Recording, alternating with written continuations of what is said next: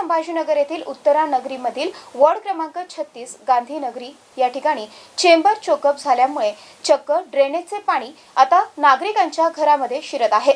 असा धक्कादायक प्रकार समोर आलाय। यामुळे नागरिकांचं आरोग्य देखील धोक्यात आलंय। आमचे प्रतिनिधी यांनी याबाबत नागरिकांशी संवाद साधलाय। पाहूयात।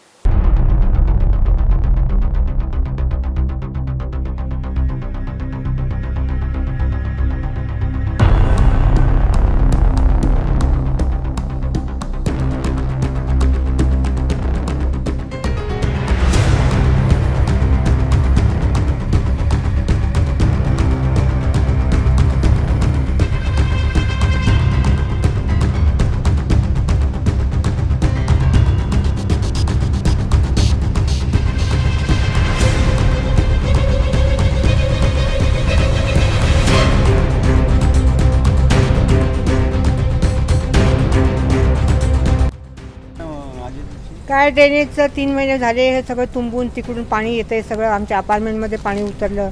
सगळे पोरं छोटे छोटे आजारी पडले होते। छोटं पोरगे ॲडमिट होतं माणिकमध्ये। काय त्रास किती दिवसापासून आहे? 6 महिने झाले या गोष्टीला।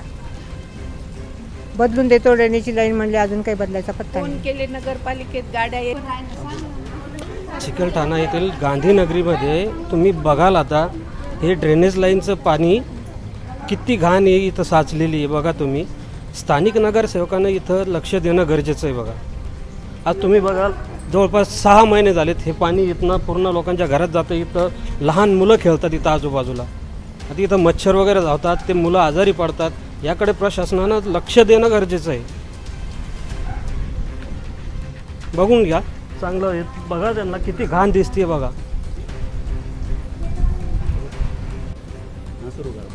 गाड्या येतात नगरपालिकेच्या, बघून जातात, काही काम करत नाहीत, काय नाही। 6 महिने झाले आम्हाला खूप त्रास आहे। आमचे लेकरं ॲडमिट होते दवाखान्यामध्ये, छोटे छोटे। काय त्रास आहे? त्रास हा सगळे घाण आहे ना, ही सगळी ड्रेनेजचं पाणी सगळं उलटं यायले ना। मागे पण त्रास आहे, पुढे पण त्रास आहे। नगरपालिकेला संपर्क केला होता? हो, 5-6 वेळेला फोन केले, येऊन बघून गेले, पण काही केलं नाही त्यांनी। नंतर फोन केले तर फोन पण उचलत नाही। समस्या आहे तुमची? आणि किती दिवसापासून? गांधीनगरीमध्ये चेंबरचं पाणी भरलेलं आहे, 2 महिने झाले।